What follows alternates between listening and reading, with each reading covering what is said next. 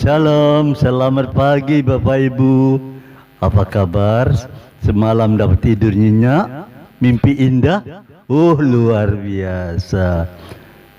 Tuhan memberkati kita dengan tubuh yang sehat pada pagi hari ini. Sebelum kita melakukan aktivitas, mari kita duduk diam sejenak mendengarkan firman Tuhan.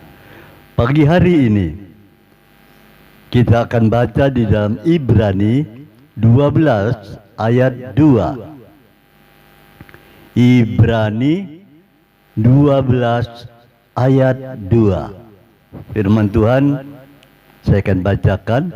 Marilah kita melakukannya dengan mata yang tertuju kepada Yesus yang memimpin kita dalam iman dan yang membawa iman kita kepada kesempurnaan,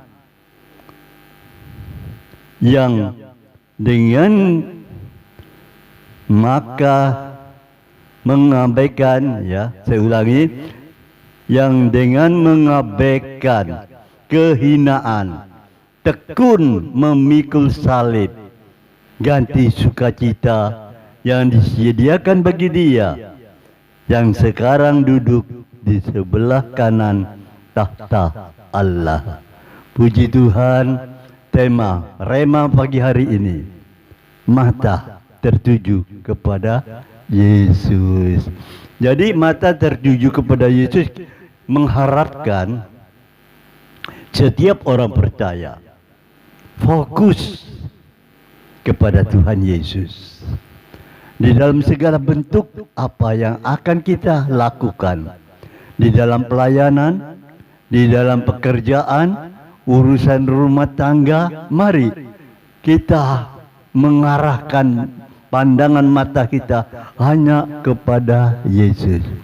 Minta pimpinannya, minta petunjuknya. Nah, ini yang perlu.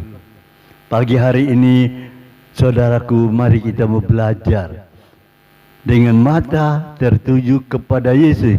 Karena firman Tuhan katakan memimpin kita dalam iman, membawa kita kepada kesempurnaan. Nah, ini dia. Mengabaikannya kehinaan, tekun memikul salib, ganti sukacita yang disediakan. Nah, ini sasaran kita dalam fokus atau mata tertuju kepada Yesus. Untuk itu, mari kita persiapkan. Di dalam Ibrani 12 ayat 1b, Ibrani 12 ayat 1b, berlomba dengan tekun dalam perlombaan yang diwajibkan bagi kita. Jadi setiap orang yang percaya akan mengalami atau masuk di dalam perlombaan yang diwajibkan. Saudara, tiap orang besar kecil, anak-anak, dewasa akan masuk dalam perlombaan yang diwajibkan. Kita pasti mendengar cerita anak-anak, cerita rakyat berkata begini. Penghuni hutan sedang mengadakan sayembara. Nah, peserta terakhir ada 2 finalis. Yang satu yang bernama kelinci, yang lawannya adalah kura-kura.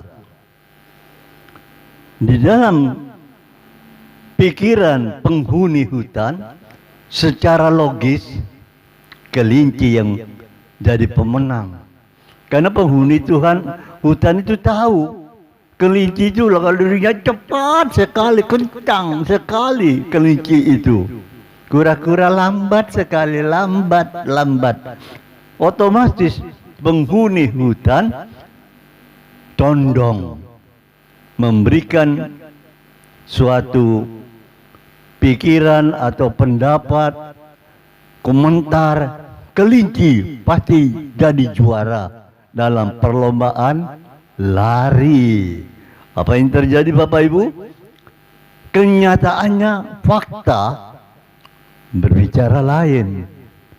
Penghuni hutan terkejut karena yang keluar sebagai pemenang adalah kura-kura. Saudara, aneh bukan? Nggak masuk akal. Kelinci yang larinya cepat tuh bisa kalah dengan kura-kura. Mengapa hal itu terjadi? Nah, ini yang perlu kita renungkan. Dengan mata tertuju kepada Yesus. Kita perlu hal ini, saudara. Karena pada saat sekarang ini kita dalam perlombaan. Jangan seperti kelinci, merasa dirinya sudah pasti menang karena dia pelari cepat, kalah. Kura-kura yang jadi pemenang. Apa sebabnya? Karena kelinci meremehkan kura-kura. Ya, kelinci berlari cepat, meninggalkan kura-kura. Sampai di tengah-tengah kelinci itu, kasihan ya kura-kura ya. Aku tunggu dulu di sini sambil menanti kura-kura. Dia duduk di bawah pohon yang rindang, kena angin semilir, akhirnya dia ngantuk tertidur. Saudara, kelinci tertidur.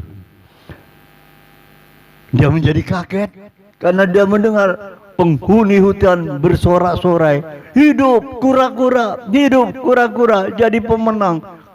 Kelinci bangun dari tidur, lari cepat, tapi sudah terlambat. Kura-kura sampai pada garis finish dan dia keluar sebagai pemenang. Saudara, dari cerita ini kita melihat kekalahan kelinci memalukan. Ya, dia yang pelari cepat kok bisa kalah dengan kura-kura yang lambat. Nah, pembelajaran bagi kita.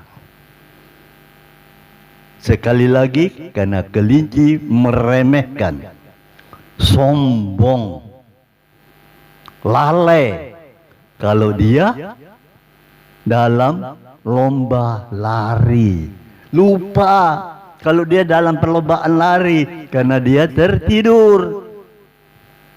Akhirnya fatal. Bukan fatal lagi, fatal sekali. Menyesal? Tidak ada gunanya. Memprotes, demonstrasi? Tidak ada gunanya. Sudah kalah kok. Aku yang menang, aku pelari cepat. Aku pelari cepat di hutan ini. Nggak ada yang bisa mengalahkan aku. Tapi fakta, kura-kura yang menang. Pembelajaran Manarema pagi hari ini, mari kita berhati-hati dengan hidup kita di dalam usaha dan pekerjaan, bisnis. Jangan seperti kelinci, aku lari cepat. Ya, hati-hati sehingga kita meremehkan, lalai kalau kita dalam perlombaan, dalam usaha, dalam bisnis. Hati-hati, jangan sombong karena keberhasilan kita, karena apa yang ada pada kita, kemampuan kita. Hati-hati dengan orang-orang yang lemah-lemah itu, saudara. Makanya kita perlu fokus kepada mata kita tertuju kepada Yesus. Lihat diri kita, karena diri kita juga dalam perlombaan iman.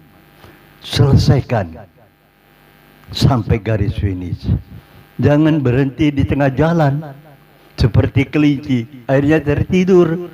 Rohani kita tertidur, Kita terkejut kalau bunyi sangkakala berbunyi. Kita tidak ada apa-apa dalam hal ini. Kita tidak dapat berbuat apa-apa. Bahkan kita mungkin hanya gigit jari melihat saudara-saudara kita terangkat berjumpa Yesus di udara.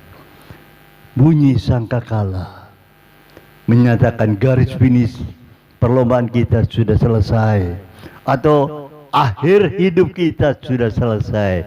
Sudahkah kita keluar sebagai pemenang? Tetap mempertahankan apa yang ada pada kita. Kita tetap, mata kita hanya tertuju kepada Yesus. Pandangan mata kita hanya kepada Yesus. Perjuangan kita untuk mempertahankan iman fokus pada Yesus, pimpinan Allah. Kami percaya Bapak Ibu akan menyelesaikan lomba atau perlombaan yang diwajibkan dengan mata tertuju kepada Yesus. Selamat bekerja, Tuhan Yesus memberkati. Mari kita berdoa.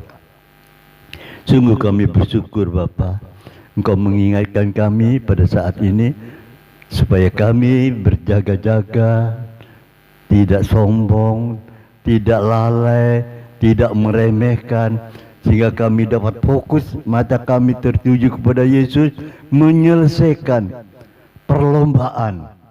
Mungkin hidup kami pada saat ini sedang dalam pekerjaan, dalam bisnis, usaha, dagang, dan lain-lain.